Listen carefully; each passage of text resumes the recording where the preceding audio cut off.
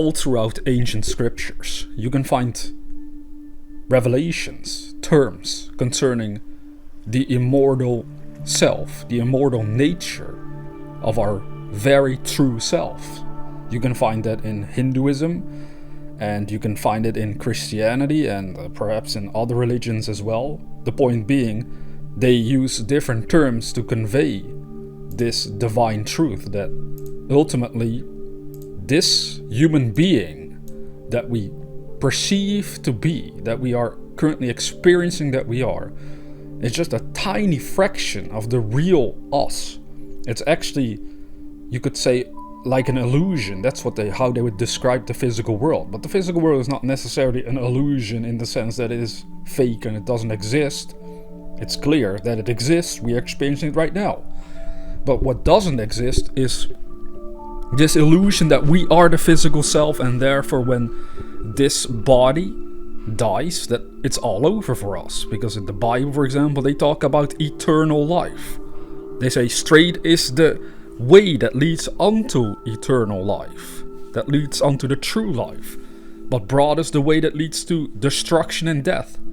This is something to contemplate for yourselves. What does that actually mean? Well, briefly put, it means that most people accept the idea that they're a physical being living in a physical world with all its chaos that ensues there, and because of that they can't see the true nature of life that lies beyond it, if it even is there for them. Because due to ignorance, we can conclude, oh, life must only be physical. So once I die, once others die, it's all over for them. They fall into eternal oblivion, they're gone, they don't exist. Is that really true though? Because ultimately, if it isn't true, if there is proof to be found that it isn't true, then we should investigate that thoroughly and really adjust our perception, our consciousness according to the new revelations, to the new insights. Now the thing with this kind of stuff is that you have to experience it for yourself, because no matter if I would talk about the eternal side of your existence, if you have no personal experience on this matter, then it's either something you're going to accept purely based on belief and faith, where you believe in my words, or you're going to reject it based on your current level of experiences, and you might not recognize what I would be saying. So here's the thing. Your immortal nature can be experienced actually. And in reality, we all experience it unconsciously every single night. They call going to sleep as a little death. This little daily death that we're experiencing is sleep. Because what happens when you sleep? Well, you let go of your physical world. Quite literally, you let go of your physical body. That's why you end up with a dream body in a dream world.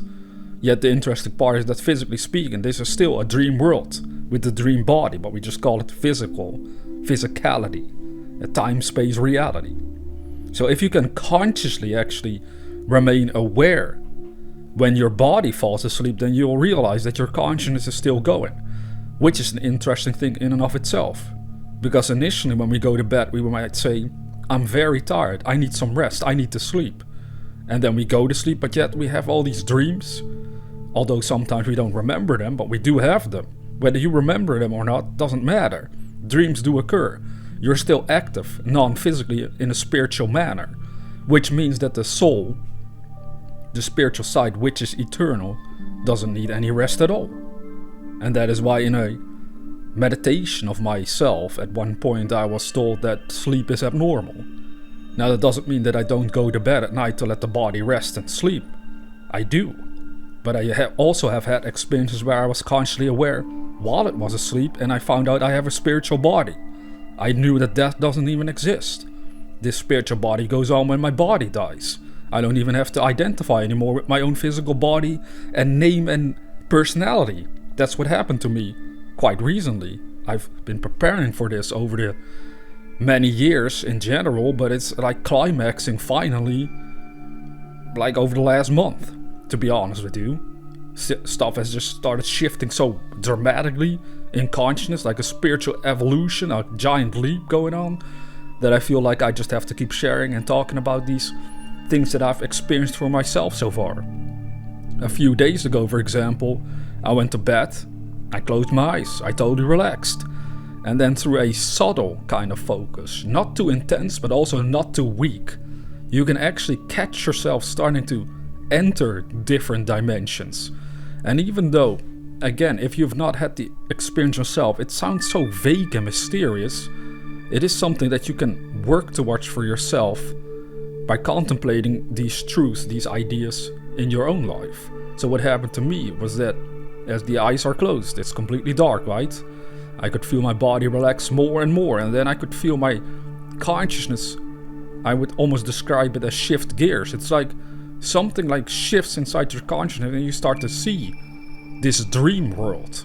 Normally we are unconscious when the shift happens and we just go along with whatever happens in our dreams, and then after a while we wake up again in the physical world.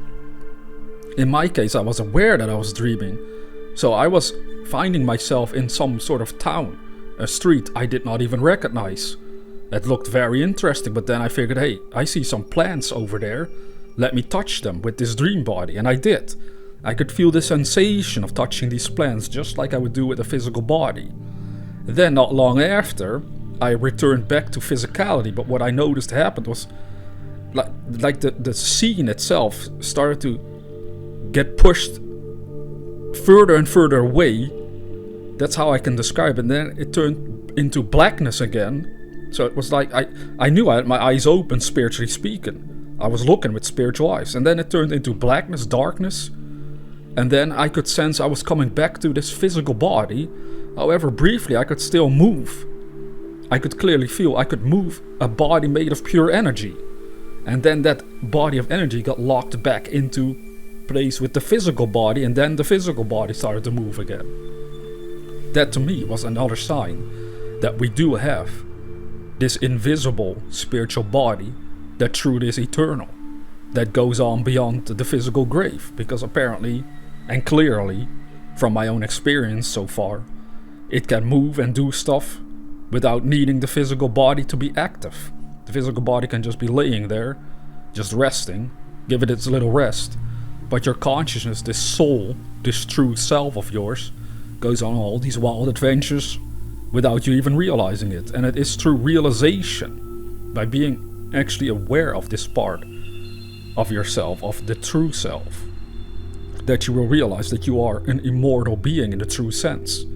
We are not talking about being immortal as the person we are right now. I am not saying that this person that I'm currently is going to be immortal, and 1,000 years from now people will still see me sitting here making YouTube videos in the same country that I'm living in right now.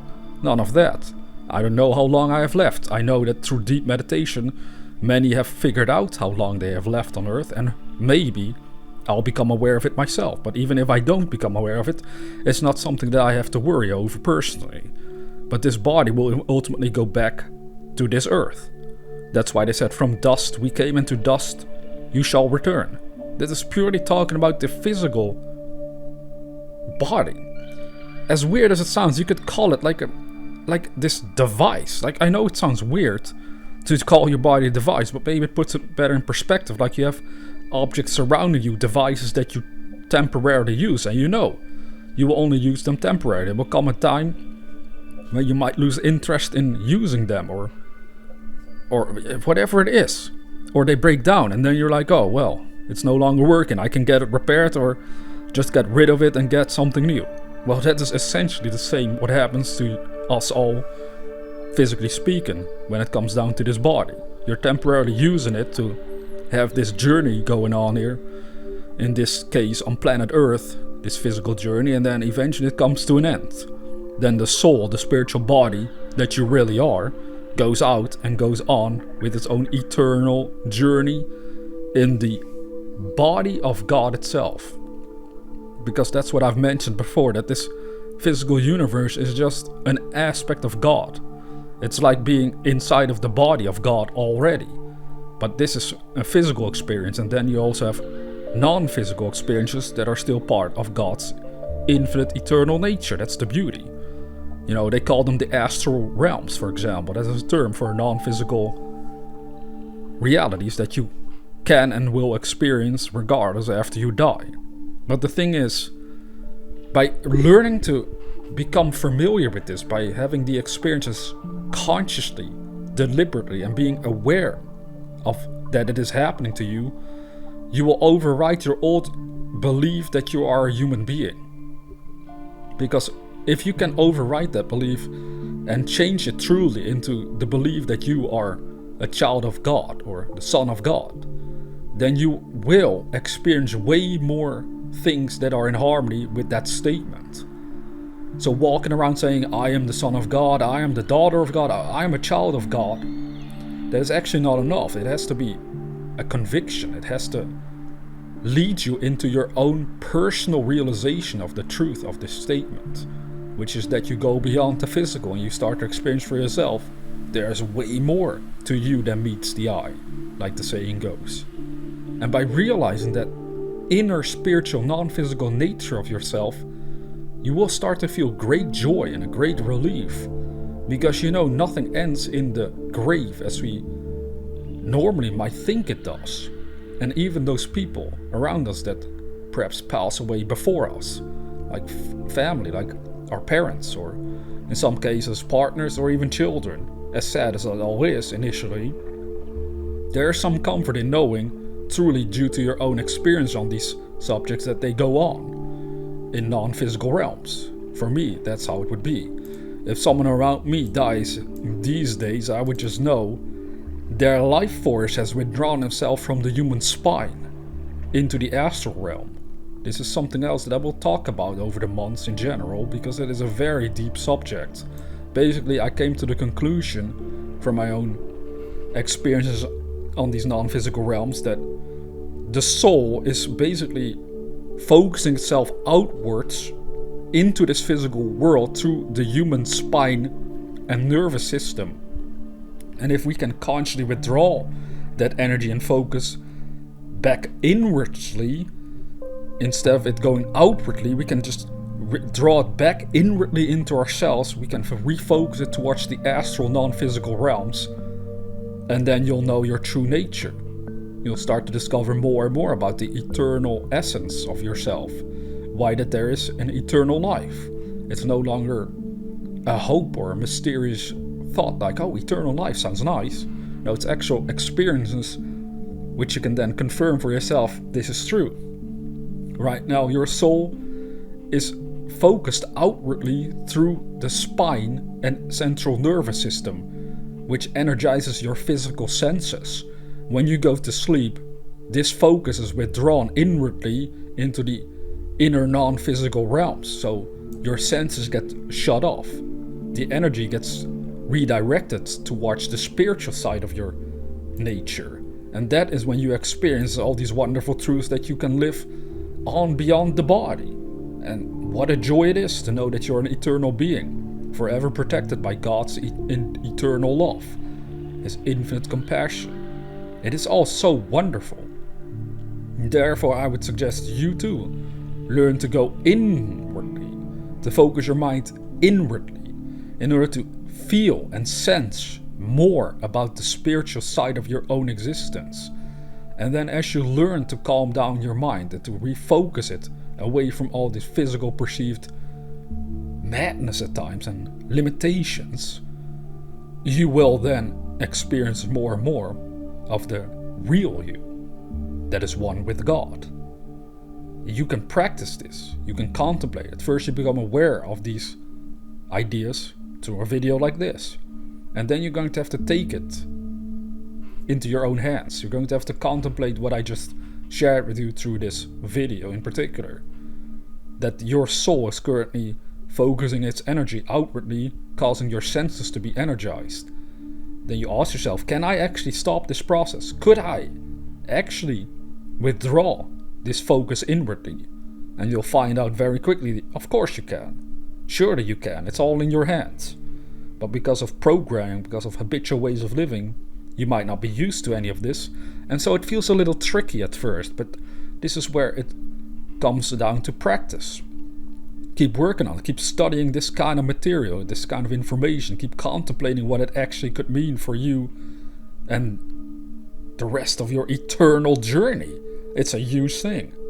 But to just have a glimpse of your own non-physical self To just have a experience of being aware of your own energetic, spiritual, non-physical body is already enough to prove right then and there to you, there's truth to this, I want to find out more about it, and then you'll keep expanding in that direction. All you need is that glimpse for yourself. Because ultimately, as I said earlier, even though I might share this with you, if you don't have the experience for yourself, it doesn't really hold any true meaning or power.